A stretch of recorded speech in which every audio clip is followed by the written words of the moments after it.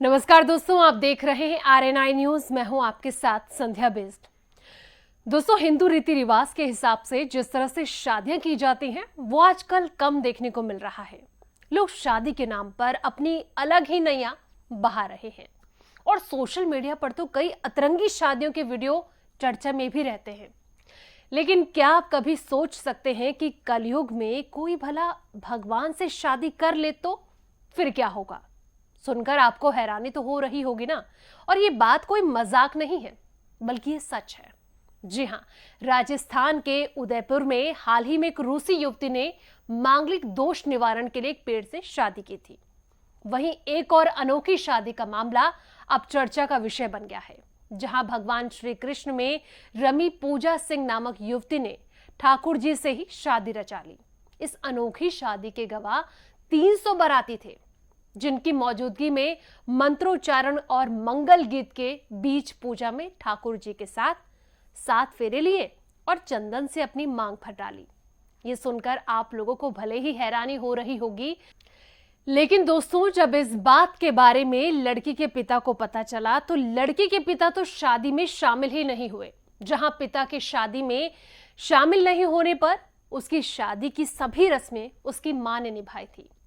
हालांकि पूजा एक पढ़ी लिखी लड़की है और उसने MA की पढ़ाई भी की हुई है, लेकिन 30 साल की पूजा ने भगवान कृष्ण यानी कि ठाकुर जी को उसी तरह अपना सर्वस्त्र मान लिया जिस तरह मीराबाई ने भगवान कृष्ण को खुद को समर्पित कर दिया था।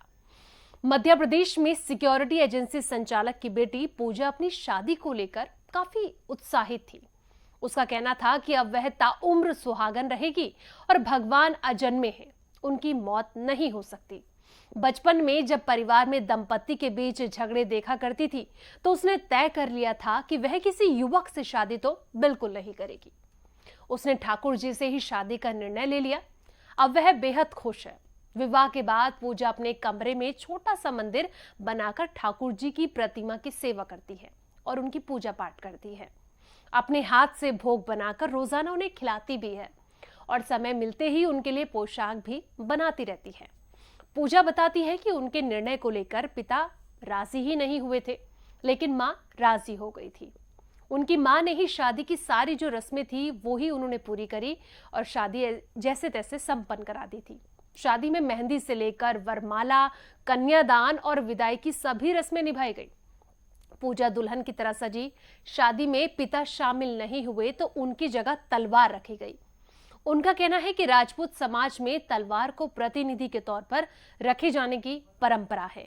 तो दोस्तों, जिस तरीके से एक 30 साल की पूजा ने सोचे कि अपने जो परिवार में जो कला हो रहे थे उनको देखते हुए वो बड़ी हुई और उसने जो एक बड़ा निर्णय, एक पढ़ी लिखी लड़की ने एक बड़ा निर्णय लिया कि वो किसी युवक से शादी ना करके भगवान श्री कृष्ण यानी कि ठाकुर जी से शादी करेगी, जिसके बाद एक चर्चा का विषय सोशल मीडिया पर बना हुआ है।